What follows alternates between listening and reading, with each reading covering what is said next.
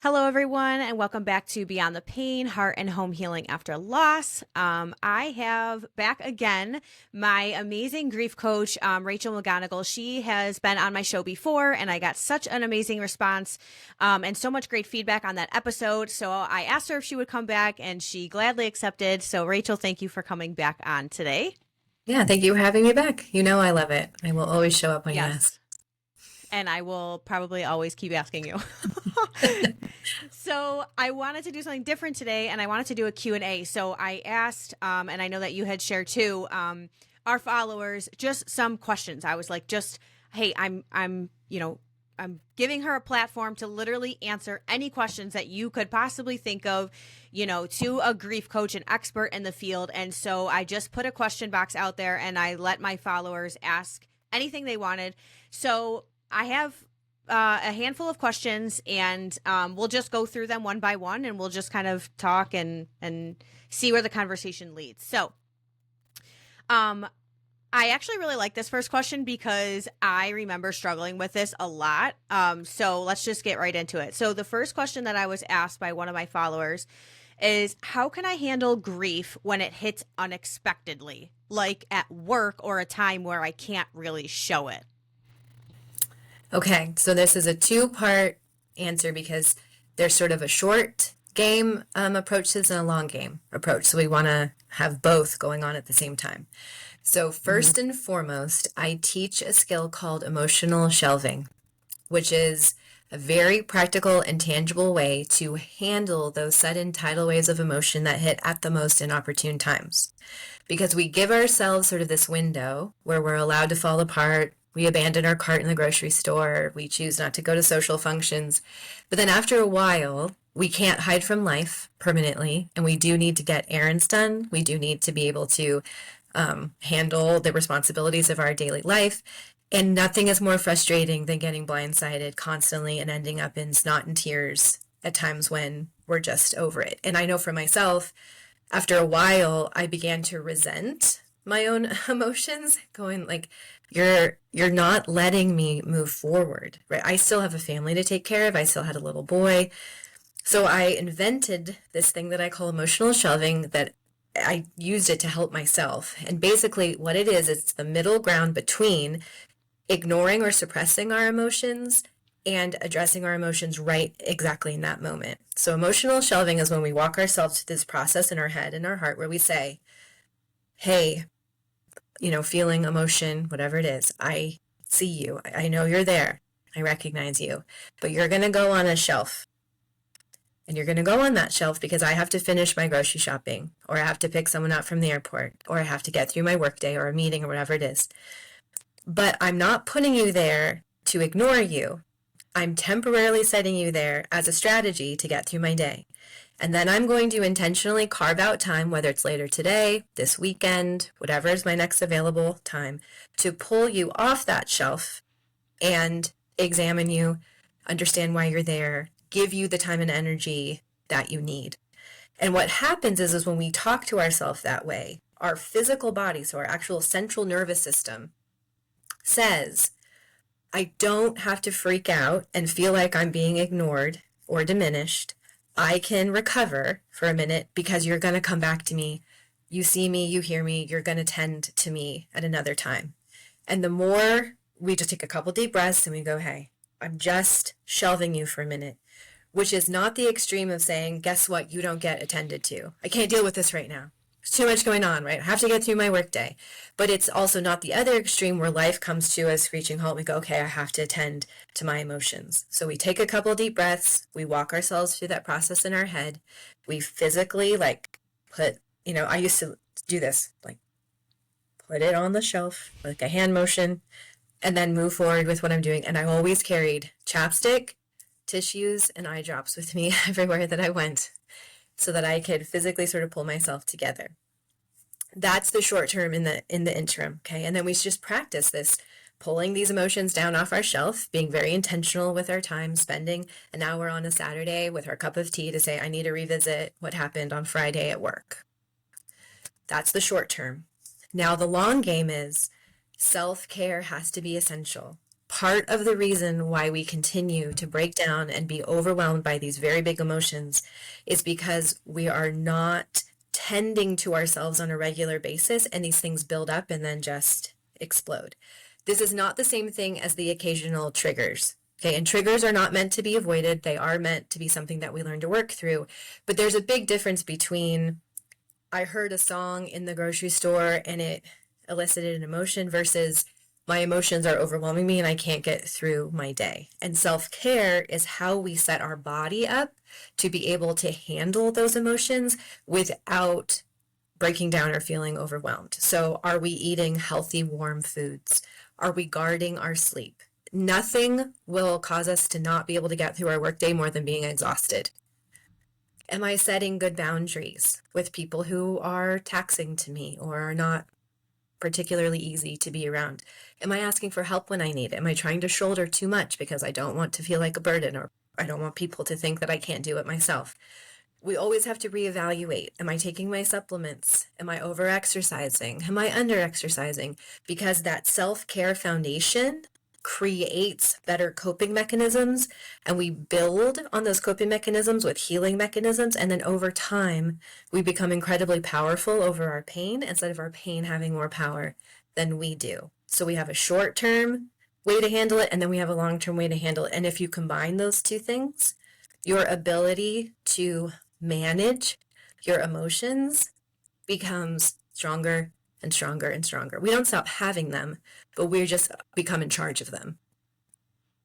Yes, and I can totally attest to all of that because I know that with the self-care like regimen that I have been doing now since our sessions, gosh, what, a year and a half ago now almost, like I can tell when I am taking care of myself physically and when I am not, because those, I mean, the waves come, you know, they come and then they go, and you can't really control when those like waves come.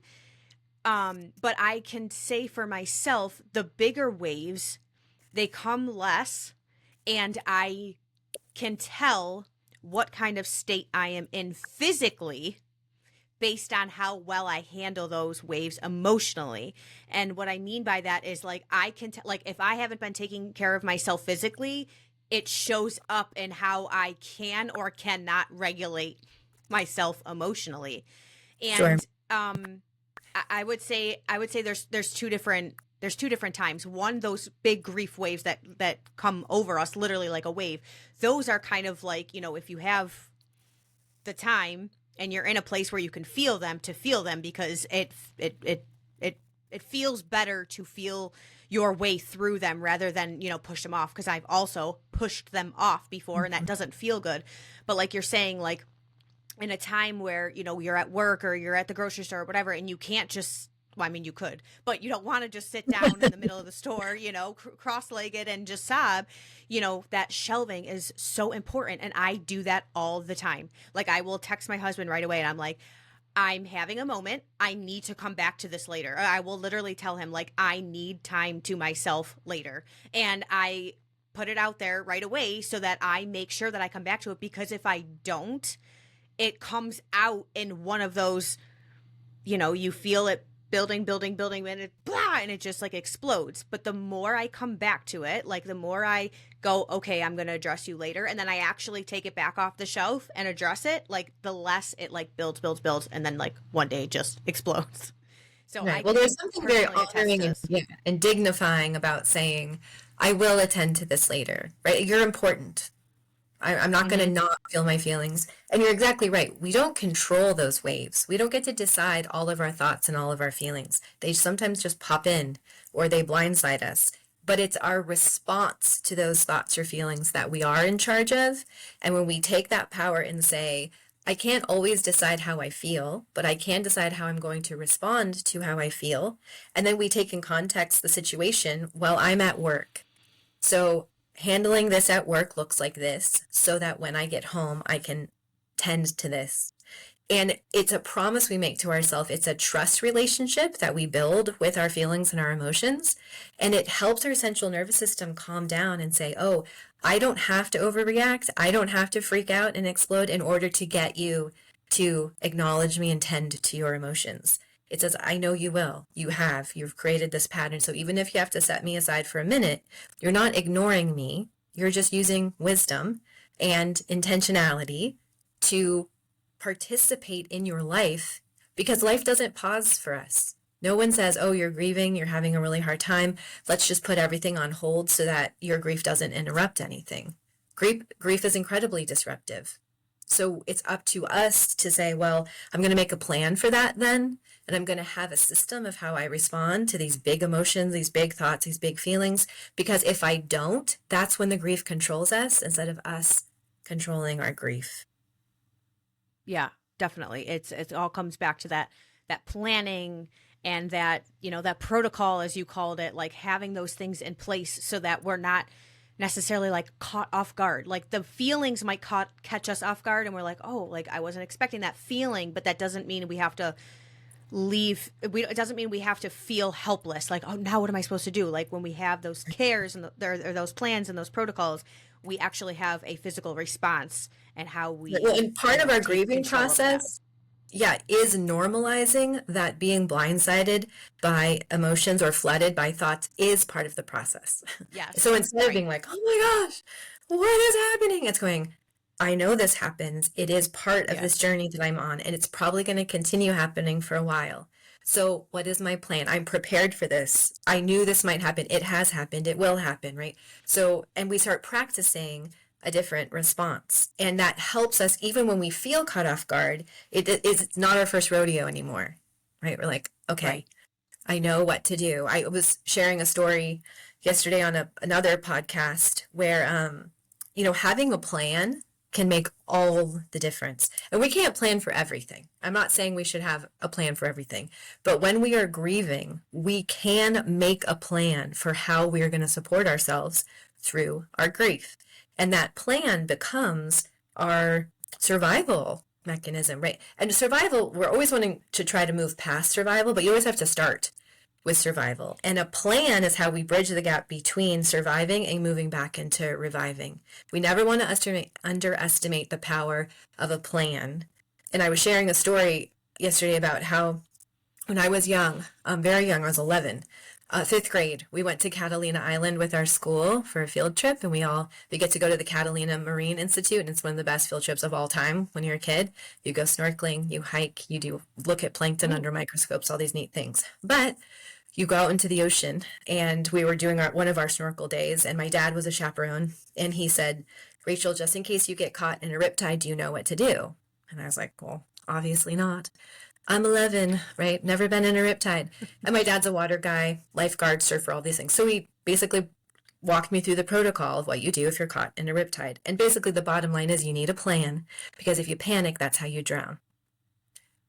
Long story short, I'm snorkeling with my buddy Ryan Escalani, he's my snorkel buddy, got our face in the water, we're looking around, and I lift my head up, and we are way over here, and the rest of our snorkel group, including my dad, is way over there. I'm talking way, like tiny little heads bobbing in the ocean.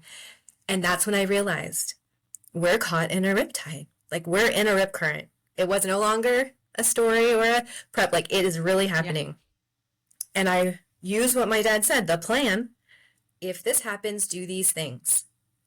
We were able to get ourselves out. We swam parallel to shore. I gave my dad the hand signals like he told me. He did see me. We didn't panic because we have flotation, all the things you need. Well, Ryan panicked, but I was able to calm him down because my dad gave me the plan.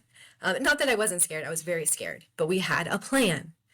Later, after my girls died, I remember recalling that story and thinking to myself, that is what grief feels like. It feels like getting caught in a riptide. 1 minute, you're snorkeling around in your life. The next minute, you lift your head and you're in a place you never imagined you'd be. And it's a scary place. And you're in a strong current. And you've never been there before and you don't know what to do. But if you can recall a plan or create a plan if you didn't have one previously and follow that plan, that's the difference between survival and panic. If you panic, you drown. If you follow the plan, you eventually get back to shore. These plans we make for ourselves, even if it's a plan to handle an overwhelming emotion that blindsides us, or a plan to handle certain people in our life, or a plan on what to say when we go to church and people say weird things to us, or a plan on how we're going to help our bodies heal, or whatever it is, those plans become our lifeline because we don't have to decide every minute of every day what our decision is going to be. We've already made it, and then we just execute it.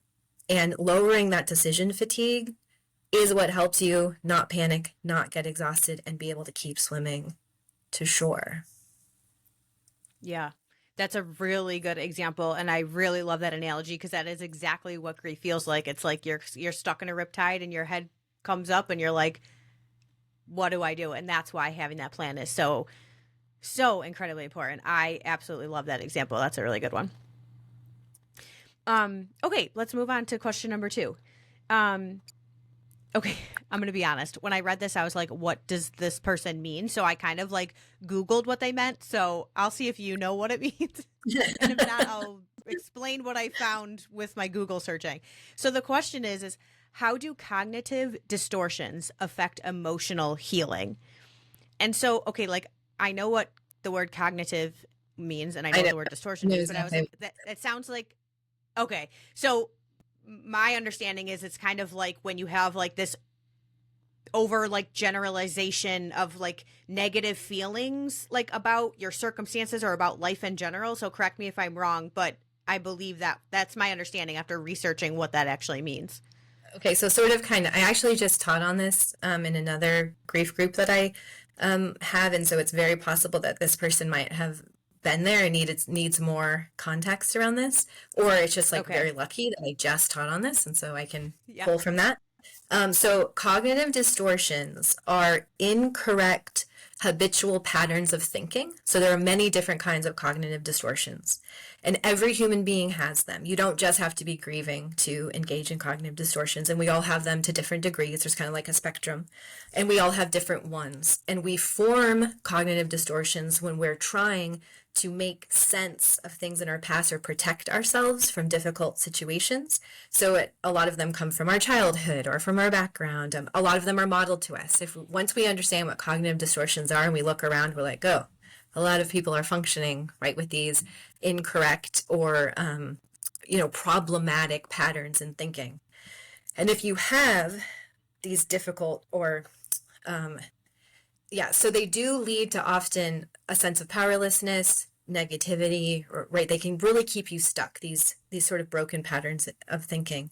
And so when you're grieving, getting yourself to moving in the direction of healing can be intercepted by these cognitive distortions. So you want to be able to recognize these inaccurate thought patterns to free yourself up to keep moving yourself towards healing. Because without that, these cognitive distortions will help you talk yourself out of your ability and capacity to heal, right? So for example, there's, I think I have, which is something I can actually give you this document if you like to share it with the people, with your listeners, but I think I have 10 different cognitive distortions that we talk about. And one of them, for example, is black and white or all or nothing thinking. And it's, whenever we're engaging in black and white or all or nothing thinking, it's everything is all broken or everything is perfect. We're capable of nothing or we're capable of everything. Everyone is against us, or right, we're just like these giant hardcore generalizations. And if we're turning those into like on and using those to shine a light on our healing process, and we're saying things like, healing is impossible, nobody is helping me, then we're going to get in our own way of where we have power, what small steps we can take, that an imperfect path is still a path. Progress doesn't have to look like perfection. And so cognitive distortions are basically a way to self-sabotage our progress. And so we want to address them. And then I have a 3-step process in my program of how you can dismantle them, and so that you can address them, like dismantle them, and then shift your mindset so that you're not unintentionally getting in your own way. Because oftentimes that's what we do. we think it's the external things that block us and get in our way, but really it has way more to do with our internal mindset, our thought processes. For example, another cognitive distortion is believing that our feelings are facts and mistaking feelings for decisions or ideas, right? Like, not all of our feelings are facts. They're all real and they're all valid. Feelings are incredibly important, but they're not necessarily what's true. Just because things feel hopeless doesn't mean they are. Just because we feel broken doesn't mean we are. Right? That's a cognitive distortion that we need to change so that we can use our feelings as data and use them to inform our decisions instead of use them to make our decisions, right? They become our decision. And that's an enormous disservice because we're capable of so much more. And if we let pain put a limit on what we're capable of, that's a cognitive distortion in and of itself. Okay. Yeah, that's very interesting to me. I honestly have never, like I said, I had to Google it. I was like, I know what these words are, but I should probably look this up because it sounds like an actual term that I've never really dove into myself. So that's very interesting. And I think that is probably one of the things that, because I know you deal with a lot of people who have suffered from all kinds of loss, but for me, I am specifically in just the community of baby loss for the most part. And child loss. And so I have seen a lot of women out there who have that, I will always this, I will never this, that kind of like all or nothing like mentality. And it sounds like that. So to answer this question, how do cognitive distortions affect emotional healing? It sounds like it has a huge effect. It might be one of the biggest influences on emotional healing because it sounds like that's exactly what's standing in a lot of these people's way, specifically for me, these women's way who have lost a baby or a child, because I hear that all the time. And it makes me sad because I know that it's not true, because I've done a lot of the hard work to not remain stuck with that, pattern of thinking. So it makes me sad to think that this is such a prevalent issue. But to answer that question, it sounds like it has a great deal of an effect on your well, and essentially a negative effect, right? Cognitive distortions limit or get in the way or negatively impact our healing process. So we need to identify them, acknowledge them, and then heal them, create different patterns of thinking so that those thoughts are not blocking us, keeping us stuck, or essentially blinding us to the very real potential we have to heal after profound loss. Yeah. Yes. Okay. Yeah. Very well put. Okay. The next question. So this one's funny. So she sends me like this long paragraph and then she's like, I don't know how to put this in a question, but like, will you just talk about it basically? So, so I kind of took what she was saying, and basically what she was saying is can you talk about how there's like different kinds of grieving, like about how grieving is not just the loss of a person. So I guess I'll form her question, which is, what else can we go through that causes us to grieve that isn't just necessarily the loss of a person? Excellent question. So all loss causes grief. Intangible losses, tangible losses, from a death are just a type of loss. There are many, many other kinds of loss, right? A divorce is a loss. An illness is a loss. Losing your home in a fire is a loss, right? We can lose things, we can lose a future, and we divide loss into two main categories, okay? We have grief that comes from losing something we wanted to keep. So that was a child that we wanted to have that was stillborn. That's a marriage we wanted to keep, but our husband left, and we're grieving something that we wanted to keep, but we don't get to keep. And then there's a second kind of grief that comes from the loss of realizing we're never going to get something we always wanted. So this is a loss that comes from a business that goes under. We try to get pregnant our whole life and then realize we're never going to, right? We've reached that place where pregnancy is no longer ever going to be an option for us. Those are very real losses. Loss can come in so many formats. And oftentimes when we're grieving both of those aspects of loss, something we wanted to keep and something we're never going to get, right? We can grieve a future. For example, I've worked with Olympic athletes before who never got their gold medal, and now they've aged out, they're too old, they're not good enough, it's past that window, and now they're processing, who am I and what is my life going to look like if I centered everything on this single goal that I never reached? And even the next level is, I did reach it, and now what? What do I do next? Who am I? What does my life look like now? And all of those losses are significant. They are all meaningful. They all cause grief, because grief is just a giant umbrella of all the emotions we feel when we are processing losing something, right? Either something we wanted to keep or something we're never going to get. And this can be a little bit of a sticky area, because people really, really feel the need to put intensities on that. Like, we like to be really judgy and go, oh, you've got to be joking me. You know, losing a child doesn't even compare to not getting a gold medal. and the goal is here not to compare, okay? It doesn't matter. What matters is how significant that loss is to you and how to move through it. And whenever I hear people work really hard to compare loss, losing a parent doesn't even compare to losing a child. You know, people often ask me, what do you think is the worst form of loss?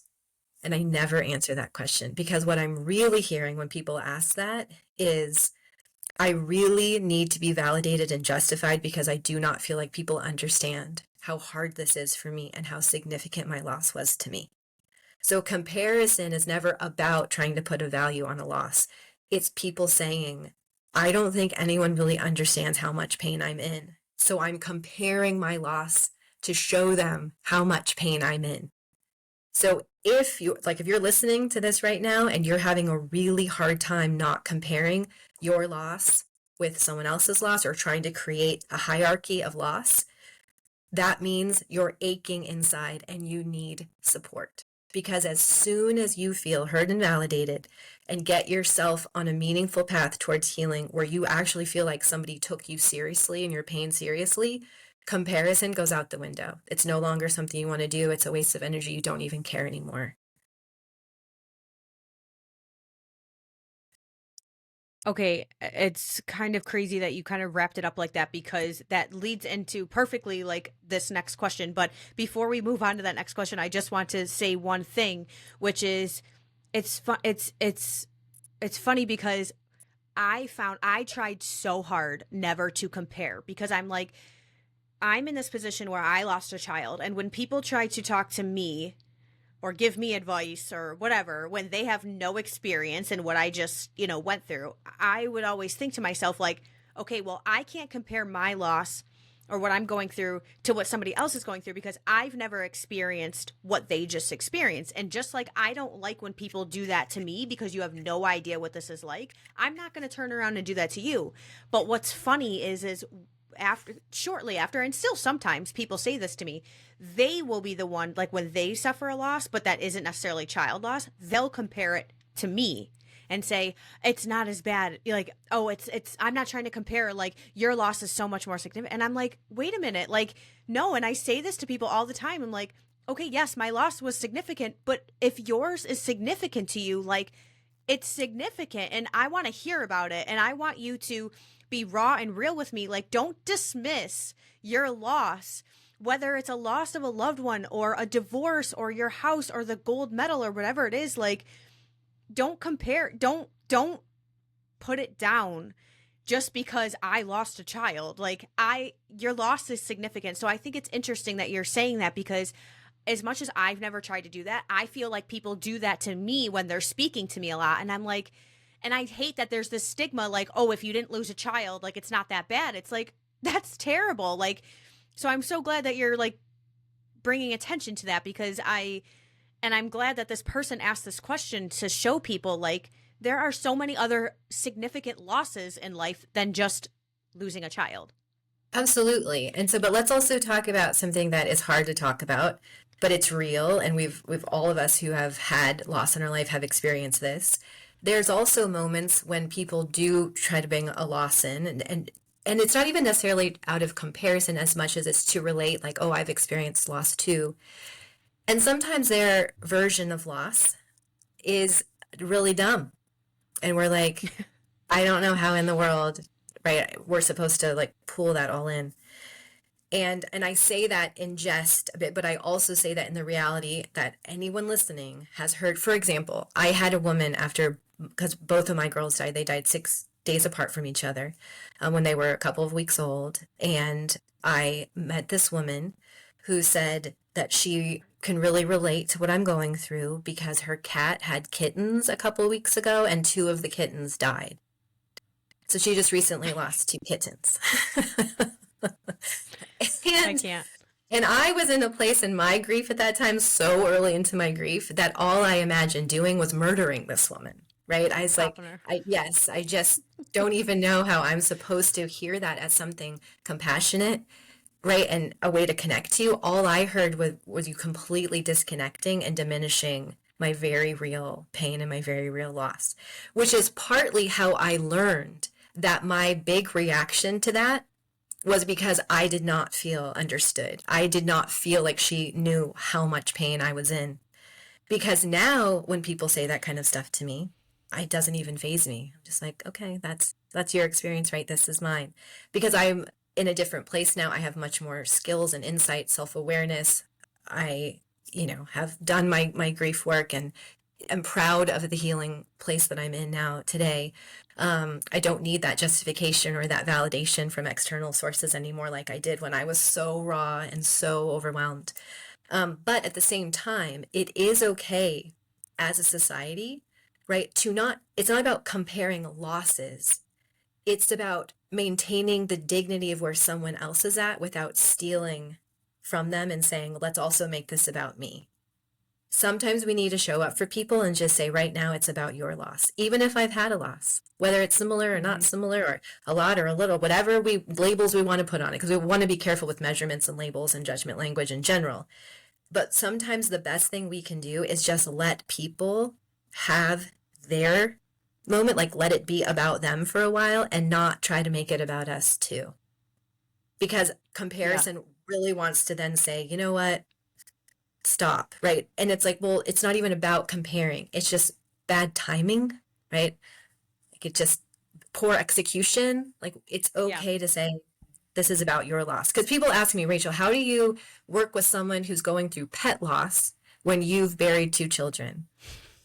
And I say, because I am at a place now where their loss isn't about my loss. It can just be about them. They come to me so that Hmm. we can just tend to their heart.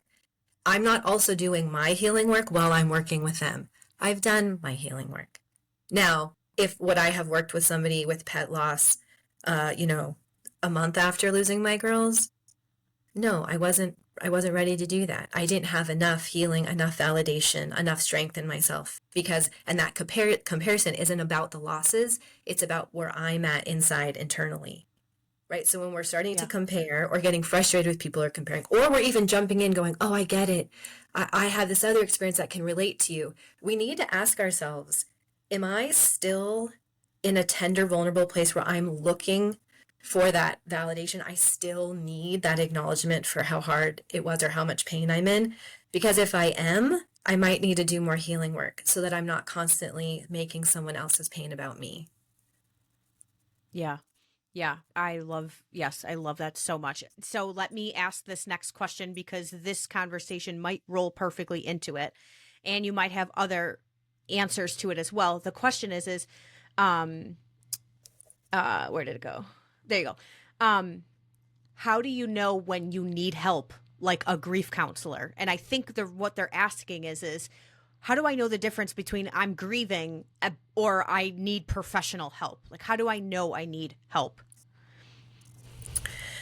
Um, so there's a couple aspects to that. I think first of all, if you're asking, do I maybe need help? You probably do. That Right? was my initial response Yeah. is if It's you're like if that's at a even kind of point, rolling around, yeah, in your head. yeah. But more so, I think what we need to measure in our lives is, am I moving forward? Like, is there measurable data that I'm, my life is moving forward in a way that feels, okay to me, or at least I'm seeing progress or something?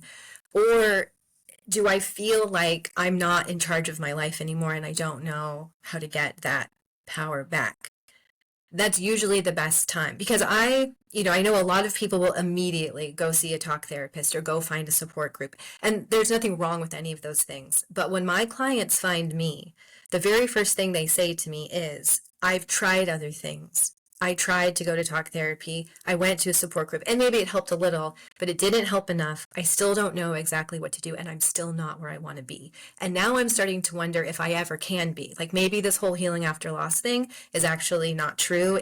Once a griever, always a griever, and all of those horrible lies about grief start to come in our head and start to be validated, going, maybe you don't ever get over the loss of a loved one. Maybe you are a griever forever. And so there's different kinds of help. So when you're asking yourself, like, how do I know if I need help? Well, it really is about what you want.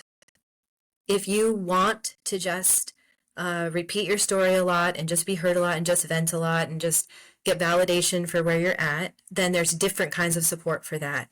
If you want a certain kind of life, or to be a certain kind of person, or to have a certain kind of future, well, then there's different support for that. So really it's asking yourself, not how do I feel, not am I grieving right or wrong, like what do I want? And then am I on track to be able to get there? And if you don't feel like you're on track, or you don't even know how to begin, that's where really important support comes in, to say, we have a destination and I'll guide you there. Not just, I'm just feeling a lot of feelings, do I need help feeling them? We don't usually need help feeling our feelings. We usually need help processing them and deciding what they mean in accordance to what our goals are, right? And if we have no goals anymore, we don't care, we don't want anything, we have no future, no goals, that's a different question, right? Yeah. Yeah, I like how you put that because I think people kind of think like, okay, what's the roadmap here? And it's like, you can Google like the 5 stages of grief or whatever the heck those are. But like there really is no there's no one size fits all. There's no like, well, if you've reached this point, you definitely need grief counseling or, anything like that. And so that's what I love how you just said, like, what do you want? Because it's up to you. And that's your whole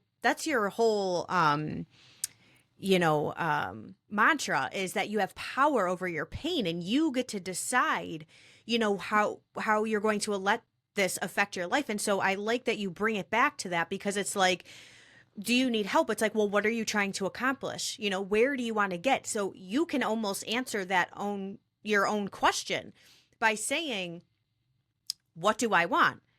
And like you said, is there evidence? Do I have measurable data that's getting me from where I was or where I'm at now to what I want? And if there's not, it's like, that's you're smart, you know what I mean? Like, you're a smart person. Like, it's not just black and white. Like in grief, it's like you got to think through, like, am I working towards what I want right now? Because if I'm not, like, I probably need help. If I'm content where I'm at and my pain, okay, well, then maybe you don't need help. But I also I think it all comes down to that for sure. But I think if you are in a place where you're like, do I need help? Like, you probably could use some help, and and Well, and it's I not just and what do I honestly, want, it's also how soon do I want it, right? Like, I'm a very yeah, firm believer that most people who actually want healing, because not all grievers want healing, let's be clear about that. right, Some grievers right, want to be a griever, they want grief to be their identity, and they want that grief to be the greatest force in their life, right? And that is a mm-hmm. personal choice. And I'm not here to tell anybody what to want, what to need, how to be. I just wanted something different. I did not want my grief to be my identity. I wanted my life to be about my girls living, not just only dying. I also had a 2.5-year-old son that I believed deserved a good childhood, needed a good mom. Like, he should not be impacted by me taking on grief as an identity. And so I was clear of a couple of things I wanted. And even though they evolved in their specificity, I knew that I did not want to be in pain for the rest of my life. So I was seeking a healing path. Now, not everybody wants that. So if you're the type of person, if you're listening and you're like, I don't want that, okay, then don't seek out help because you'll Right. be able to figure out how to keep yourself in your pain all by yourself. You don't need help with that. Right. If you are looking for a healing path, I believe that you can find it. Okay. I largely guided myself. Okay. But I'm also 17 years in. I've been doing this for a while, and I wish that I had somebody that I could have reached out to that could have helped guide me, because I probably could have made progress in 3 to 5 years that took me 12 years, right? So it's not just about being on a healing path and wanting a future. There's also a time cost ratio there as well. And oftentimes getting help can shrink that time cost ratio considerably so that you can spend more time healing than struggling, right? Figuring it out, learning by the school of hard knocks. So do I believe that human beings who want healing in their life are capable of getting themselves there on their own? Yes, I do. But why take 20 years to figure it out when there are other people who've already figured it out and can guide you? I mean, we worked together for 12 sessions, Mhm. right? 12 sessions.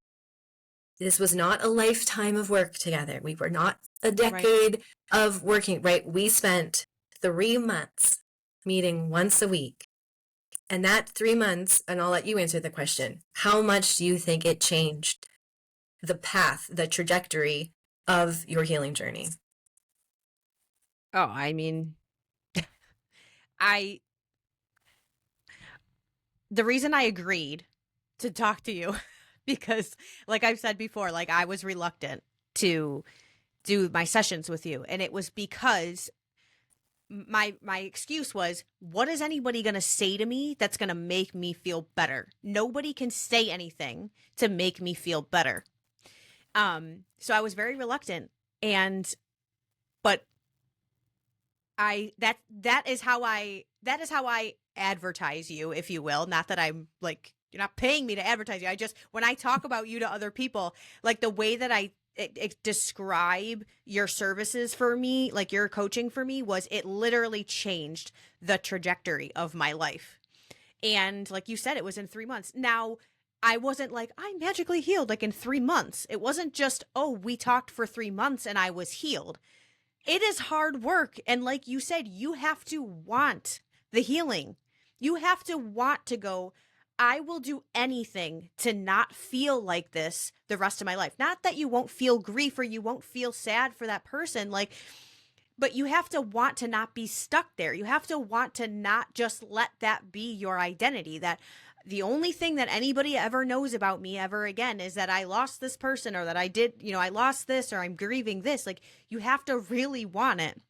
And if you don't really want it, like, you probably won't get it, because it is hard work. But I can look back now and be so, so very thankful that I did agree to do it, because like I said, it's changed the trajectory of my life. And now, like, I feel like, and I still struggle. I still have my moments.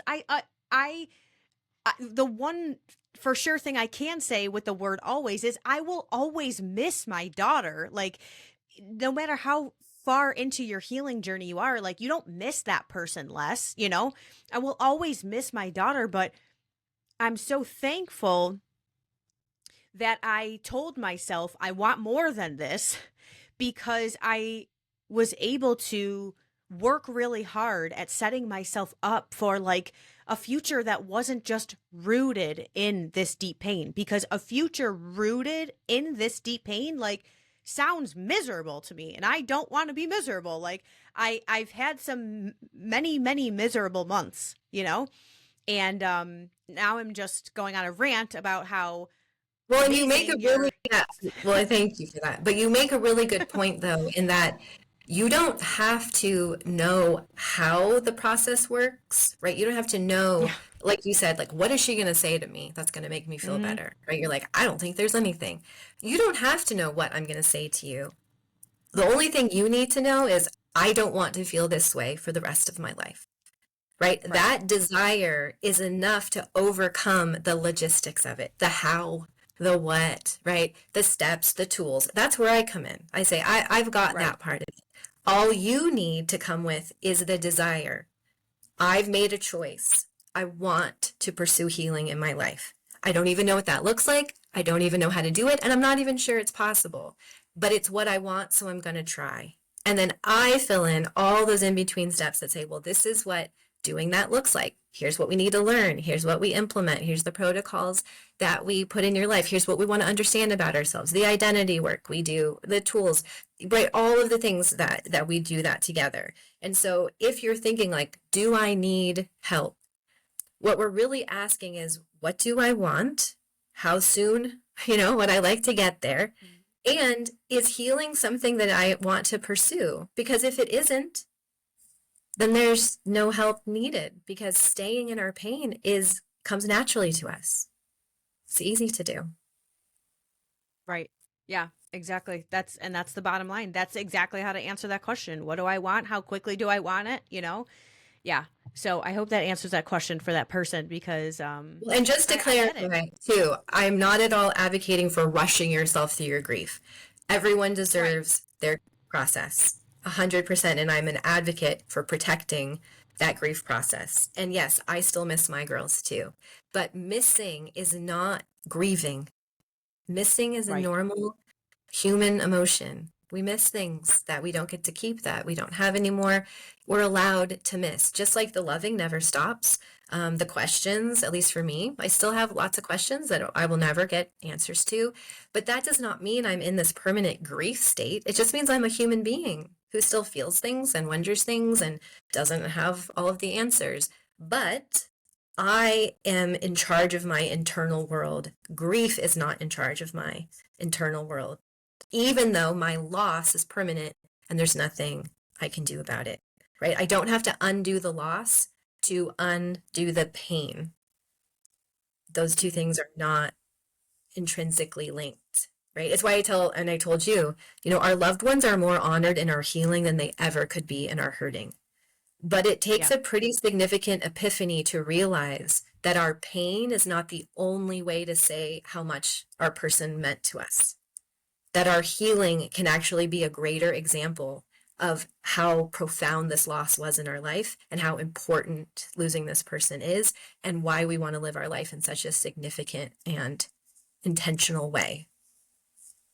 Yeah, absolutely. Like, yes, totally. And to anybody listening, or anybody that follows either one of us or sees somebody like us, like that, like, well, you didn't have the grief coaching, but you set out to tell yourself, like, I want more than this.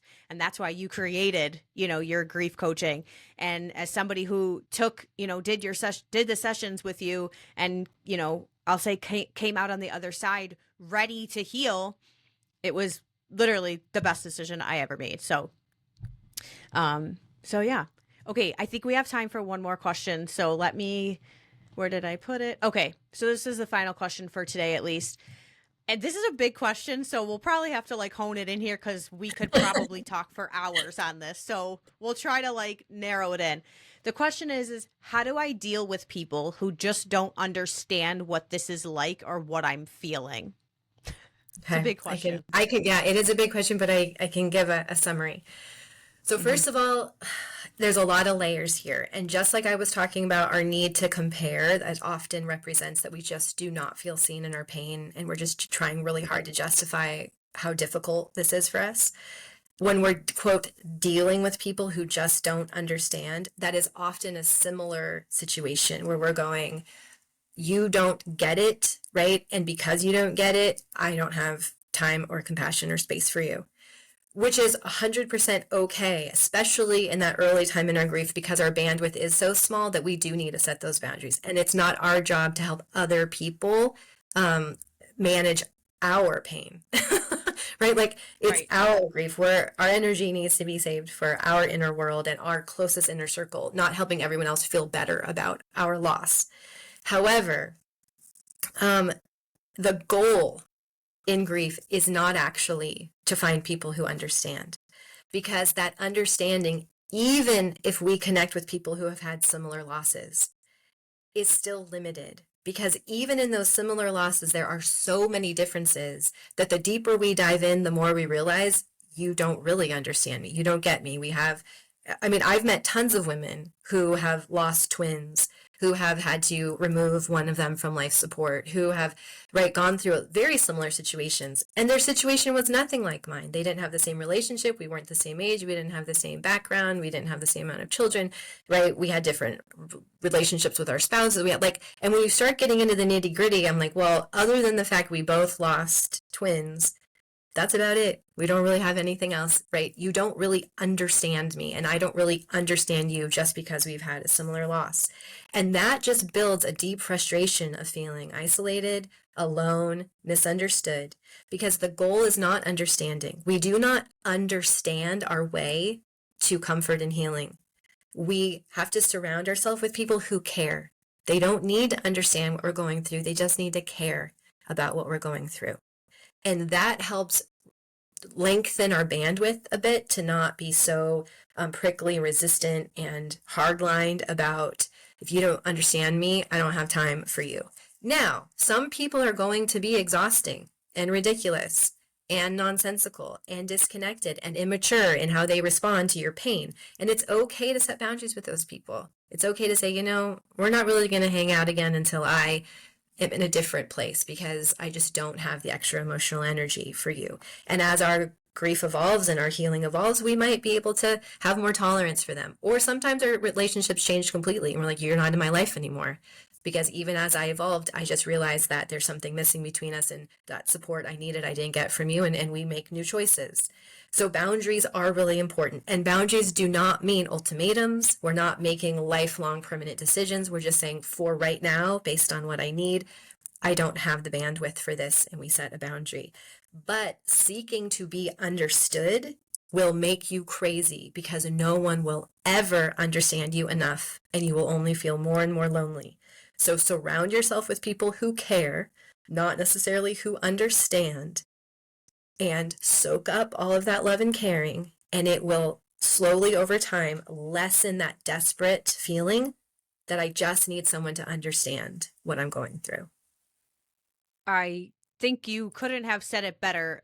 Like, to boil all the things that we could talk about when it comes to other people and dealing, feeling misunderstood. If you could boil it down, that is exactly the best advice, is to surround yourself with not necessarily people who understand you, but that really care about you. Because some of the people, well, I won't name this person, but I have one person in my life who wasn't around for anything that happened really, but she cares about me so much. It's I don't care. What do you need? What do you need? When do you need? Like, it's just, she would drop everything for me. And so, and that is the kind of people, those are the kind of people that I chose to surround myself with. And it makes all the difference. I don't need you to necessarily understand what this feels like. I don't even really want you to understand what this feels like. I don't want you to understand this pain. I don't want you to feel this. As a matter of fact, half of the pain that I personally suffered through was watching my loved ones suffer through this too. Watching my husband find out that our daughter had died, that was one of the most painful parts of the day. Telling my parents, watching their faces, like, those were some of the most painful parts. So I don't want more people to feel this pain. I don't really want you to understand it, but if you can just care about me, you don't have to understand me or understand it, but if you could just care, like, those are the people that we need to, be surrounding ourselves with. And something that I did for myself that was really helpful was I put people into categories in my head, and it wasn't in a negative way. It was just so that I could remind myself, what category does this person fall into in my life? And I really don't have to do it as much anymore, but I would say definitely the earlier days in my, after my loss, I would categorize, and I didn't really have names for these categories. It wasn't like I had like a spreadsheet or anything. I just made a mental note. Is this person in my, I know you care about me circle? Or is this more of an acquaintance? Is it more of somebody who I can enjoy my time with, but isn't necessarily my go-to person? You know what I mean? Like I said, I didn't really necessarily have names for these categories, but having that understanding just between me, myself, and I, where these people fell in my life, gave me a little bit more freedom to go, okay, when I would show up to something and that person was there, or I would, have some sort of interaction with this person, let's say I could really tell that they didn't understand what I was going through. If they weren't in a category for me of somebody who was like my go-to person or a number one, or I knew really cared or really could be there for me, it felt less frustrating because I was like, you're not in that category. So I kind of like expected less from them, and it Mhm. and it was less frustrating when they didn't meet those expectations that I had set previously. And so I think for me, having those categories of people, and again, I don't mean it in a negative way. It's not like you're good and you're bad. It's just when we lose somebody, when we experience profound loss and we're dealing with grief, like relationships just change. It is such a normal part of the process. And so if we're able to put realistic expectations on them and not expect everybody to understand and not expect everybody to know what this feels like, it it's less frustrating when we go, oh, you're one of those people who don't really get it or don't understand. Like, if I'm making sense, it kind of just lowers the Mhm. bar a little bit so that you don't feel frustrated every time you're talking to someone who doesn't understand you. Right. Yeah. Well, and like you said, establishing those appropriate expectations saves us from a lot of insanity. We don't want to Yeah. walk into a room, right, expecting or thinking we're going to get some sort of response or reaction when in reality we're not. And it's not about lowering the bar, it's about advocating for ourselves, right? That's wisdom. Wisdom Mm, says, I'm going to make sure that I'm not constantly setting myself up for disappointment. And that's not being negative. It's just saying, I'm going to be realistic about the people in my life, the situations in my life, so that as I'm executing my plan for self care and healing, that plan is realistic. It's effective because I've pulled in the people who I can trust. I am doing the things that do work, right? My time and energy is spent over here, and all this other stuff with people that I don't really know or don't really show up well for me or whatever. I've sort of placed them on the outside and they don't steal any of my emotional energy, right? They're not bad hmm people. I don't hate them or anything, but they're also Right. just not involved right now because everyone can't be involved in our grief. Society Right. will never get it enough. The culture will never change and say, finally, we're going to honor grief and have better systems and support. Like, no one is coming to rescue us. So it's our job to advocate for ourselves and create healthy expectations and environments so that our healing can continue to progress at whatever that timeline looks like for us. No one else is going to do it for us. And it's not about like, fine, I'm on my own, because we don't do it on our own. We actually do it with a lot of love and support. But that love and support is strategic and intentional. It does not happen by accident. Grief does not resolve on its own. And not everyone likes to hear that. Like, oh, I have to put in all this work when I'm the one grieving. Yeah, you do.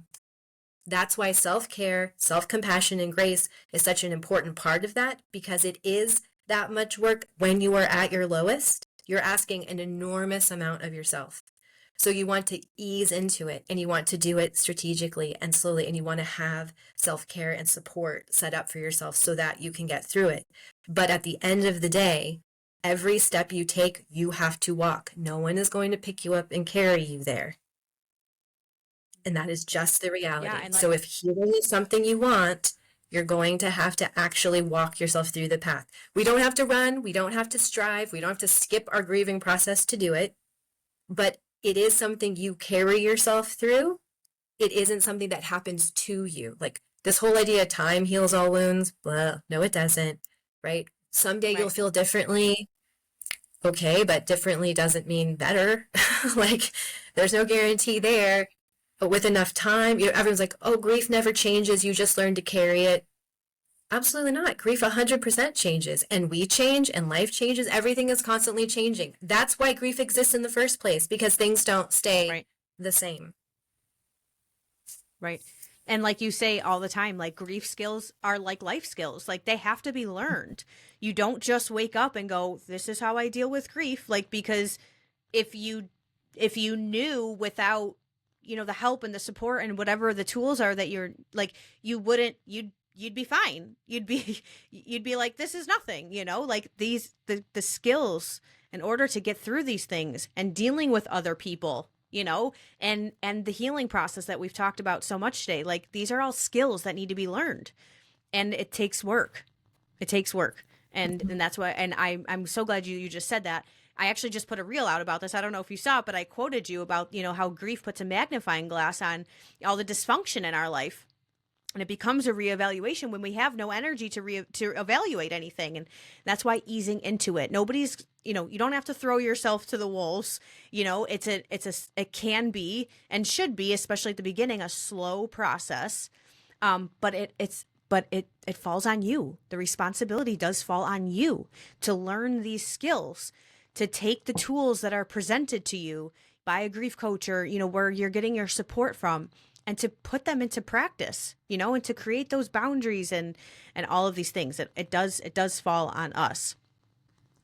So, well, I know you and I could talk for literally hours, but we have come to our hour of questions. I do have a couple more here, but maybe we'll get to them maybe on another day. Maybe I'll put another question box out there. But this has been so informative. I always love talking to you, and I'm so glad I have another opportunity to share all of the things, all of your knowledge with my listeners and my followers, because I know that they benefit from it so much. So thank you again so much for being here with me today. And thank you everyone so much for watching and listening. I hope you enjoyed this episode with Rachel. Make sure you like and subscribe for more episodes just like this one. I can't wait to chat with you all again really soon. Signing off for now, your hope dealer, Emmy Smaz.